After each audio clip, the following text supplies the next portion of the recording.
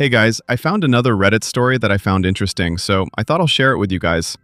So he opens his post with, I'm a 34-year-old male. I was married for 3 years, and I only found out the truth the day my wife thought I'd never come home early. So me and my wife Sarah had been together for 5 years before we got married, and from the outside, we looked like the perfect couple. Same friend group, same goals, we laughed at the same things, and I genuinely thought I had found my person. And when we got married, I remember standing at the altar thinking, I am the luckiest man alive, and meaning every single word of it. About a year into the marriage, I started my own small architecture firm. It was something I had been working toward my entire career, and Sarah was my biggest supporter, or at least that's what I believed. She'd tell our friends how proud she was of me, and she'd bring me coffee when I was working late, and she'd say things like, we're going to look back at this and laugh at how stressed you were. And I held on to those words on the hard days. The firm started getting traction, and I landed a few solid contracts, and things were looking genuinely good. And I remember thinking, okay, this is it. The hard part is over. We made it through the rough early days, and now we can actually breathe. But looking back, that's exactly when things started going wrong, and I had absolutely no idea. I started noticing that some of my client relationships were going cold. Like people who had been warm and enthusiastic would suddenly become distant or stop returning my calls, and one client canceled a contract with me out of nowhere. And when I pushed for a reason, he just said he'd decided to go in a different direction. And I was confused and frustrated, but I just put it down to bad luck and kept working. Then, one afternoon, I came home early because a meeting got canceled, and Sarah didn't know I was coming. And I walked in and she was on the phone in the kitchen, and she didn't hear me come in, and I heard her say, he has no idea. He's not going to find out. Just trust me. And then she heard my keys, and she went completely silent and turned around.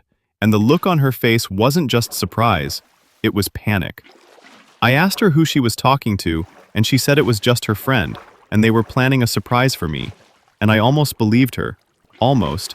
But something in my stomach wouldn't let it go. And that night when she was asleep, I picked up her phone. What I found in there didn't just break my heart, it broke something deeper than that.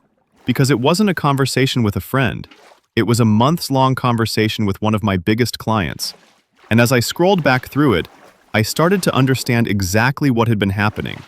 Sarah had been privately telling my clients that I was struggling financially, and that my firm was in trouble, and that they should cut ties before they lost their money. And she had been doing it for nearly 6 months. I sat on the bathroom floor at 2 a.m., reading message after message, and I just couldn't make sense of it because why? We were married. We were a team. The money coming into the firm was our money. So I kept scrolling, trying to find some explanation, and then I found it, and it was worse than anything I had imagined. Because the person she was sending these messages to wasn't just a client. It was a man she had been seeing behind my back for over a year, and he was a competing architect, and she had been feeding him my clients one by one. I didn't wake her up that night. I just sat there and made a plan. And the next morning I acted completely normal, made coffee, kissed her goodbye, and went to work. And then I called a lawyer. The divorce process was the hardest thing I've ever been through, not because I still wanted her, but because every day I had to see her pretending everything was fine, while my lawyer and I quietly built the case. And there were moments where I wanted to confront her and scream at her, but I didn't, because I knew that the best thing I could do was stay calm and let the process play out. When she was finally served the papers, the look on her face was something I will never forget, because she genuinely did not see it coming. She thought I didn't know. She had been living in our house and sleeping in our bed for weeks after I found out, and she had no idea that I knew everything. The legal process uncovered more than I expected, because my lawyer was able to show that she had actively and deliberately interfered with my business relationships, and the settlement reflected that. And I won't go into exact numbers, but I walked away with enough to not just restart, but to restart properly. The man she had been seeing dropped her about 2 months after the divorce was finalized.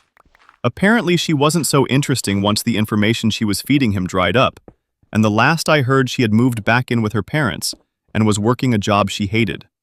And I felt nothing when I heard that. Genuinely nothing. I had already stopped thinking about her by then. By the time I posted this on Reddit, I had rebuilt my client base from scratch. I had just signed the biggest contract of my career, and I had a small team of people around me who I trusted completely. And I remember the day I signed that contract, I sat in my office alone for a moment, and I just thought about that bathroom floor at 2 a.m., and how certain I was that I was finished, and how wrong I was. He ends his post with this: "She tried to take everything from me, and the only thing she actually took was time, and I got that back too." That last line is everything, because it's not angry, it's not bitter, it's just a man who went through something that would have broken most people, and came out the other side completely solid.